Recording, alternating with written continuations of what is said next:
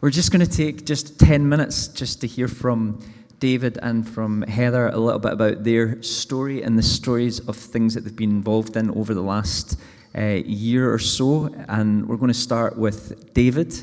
And David's going to just talk to us a little bit about his journey with learning streams. I can't believe it was way back in August 2020. I said to you it was last year, but it wasn't. It was a year past in August that we talked about learning streams being a really critical way that we would learn together, and you've been really involved in that, David.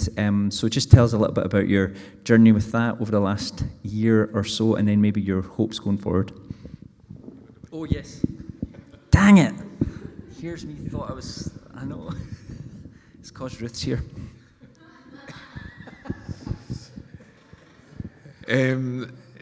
So learning streams, it's nearly 3 years since we started talking about learning streams and about developing that.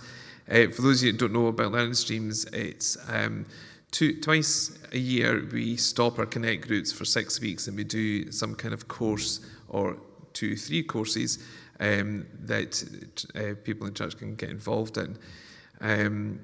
So 2.5 years ago we did our first one, which at the time felt groundbreaking because we did it in Costa, which was great, and people loved coming along to that. We did Storylines, which was a book and a study from Mike Pilavachi and Andy Croft from Soul Survivor, and it was about reading the Bible and seeing the patterns that go through the Bible, and people loved that. And I think the sense that came out of that was it was about exploration, about trying to find out more about the Bible, not being told this is what to think, but this is like how to read things, how to go through sort of different topics and find out more about them without being told this is the view that you have to take. And then COVID happened. But I'm going to be grateful about COVID because what that did was it forced us to do the learning streams online, and it allowed more people to have access to it, especially during lockdown when there was nothing else to do. So they came along to learning streams. And I think that really developed things there. We did things like deeper into Paul, deeper into Daniel, again, sort of chewing sort of the meat of that. What does that mean? We did Theology 101, which sounds a huge course, but the feedback from that was just amazing. Like, we have all these different opinions and views, and how do we see that for ourselves? And we did other things. We've done prayer courses and so on. But this year, so the biggest thing for me, which has taken up a lot of my year, because you seen from August 2020, really what the course that we looked at was gender and sexuality.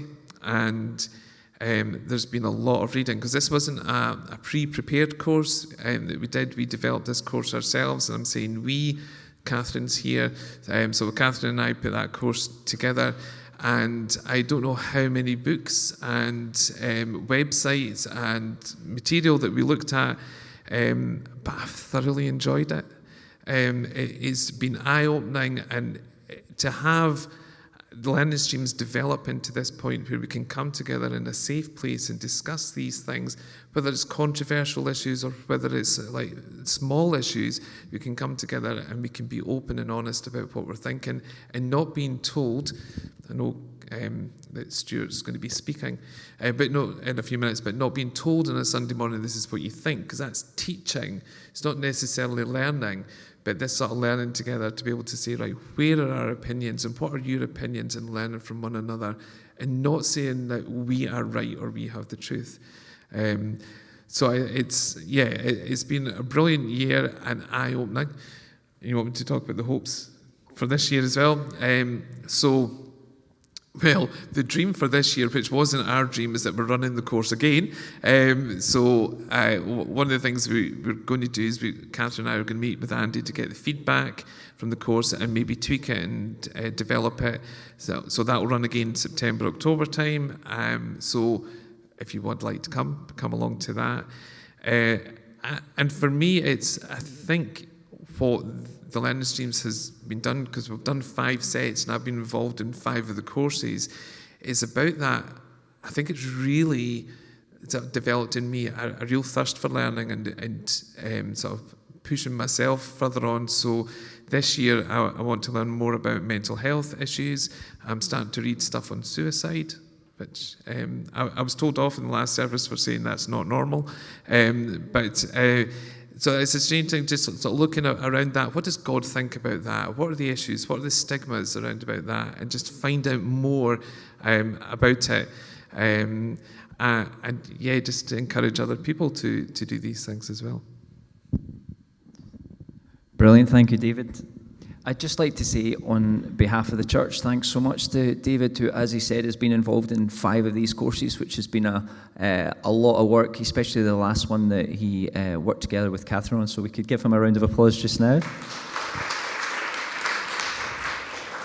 And moving on to you, Heather, you have been in this community development role for quite some time now, and just over the past year, it just began to get your reflections on what's been happening, and also a little bit about your personal journey with it and how you're feeling about it all as well. Here you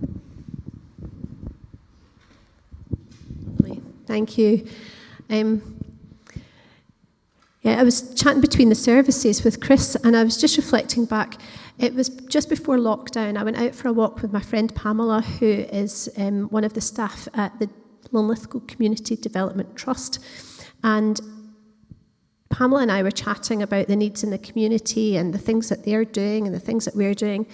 And she made this really interesting observation, and she said, I know church does good stuff, and I know there's a lot of good stuff going on in the community, but there's very little overlap.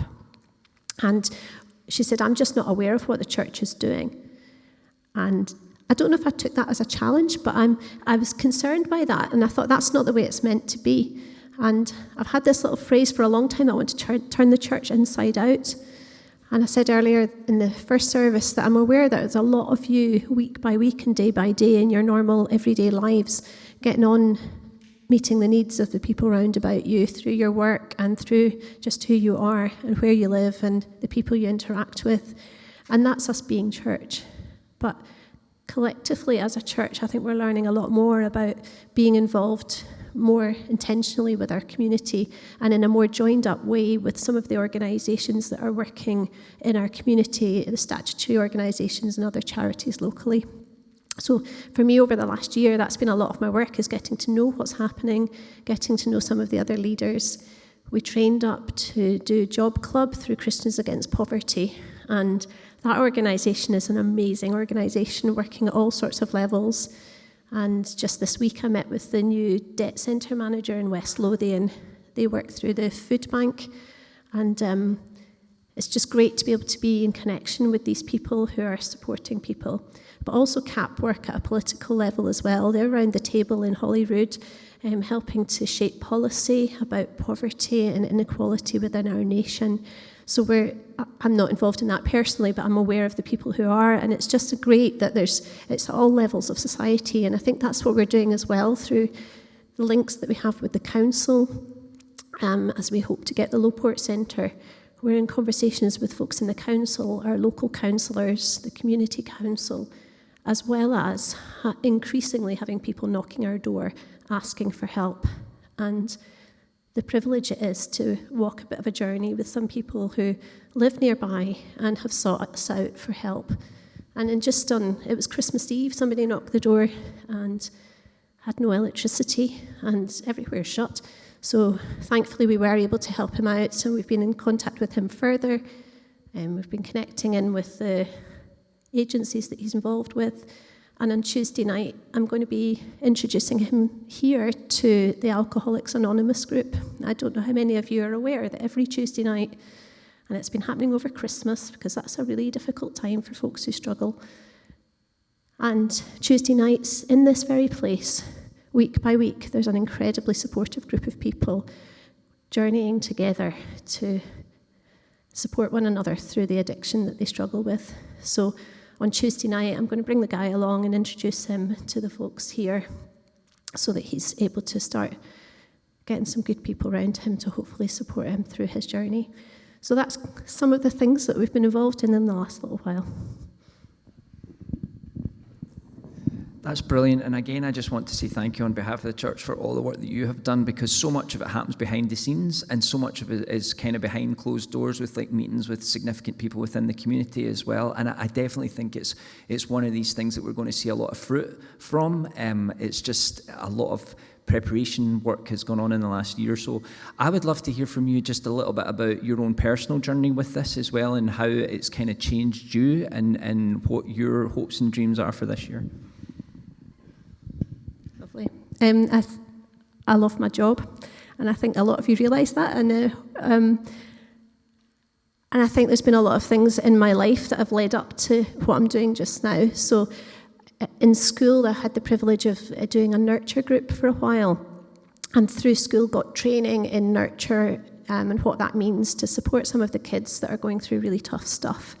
And being aware then of some of the trauma that can affect people right throughout their lives in so many different ways, and learning about that stuff and helping other people to understand that, and unlocking some of the support and help that's available has just been really powerful, and realising that there is hope, and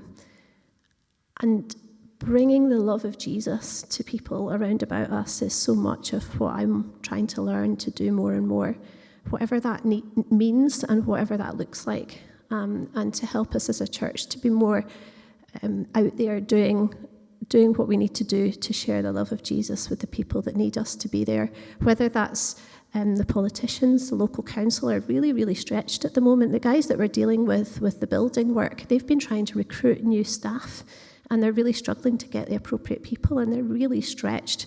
And we do find it frustrating when they don't answer our emails, and when it's really difficult to get information and things seem to be moving really slowly. But actually the guys at the council are struggling because they're so short-staffed. So being aware of people that are in need at all different, in all the different relationships we have has been really, really good. So I've got lots of books beside my bed as well that I'm reading about all these kind of issues as well.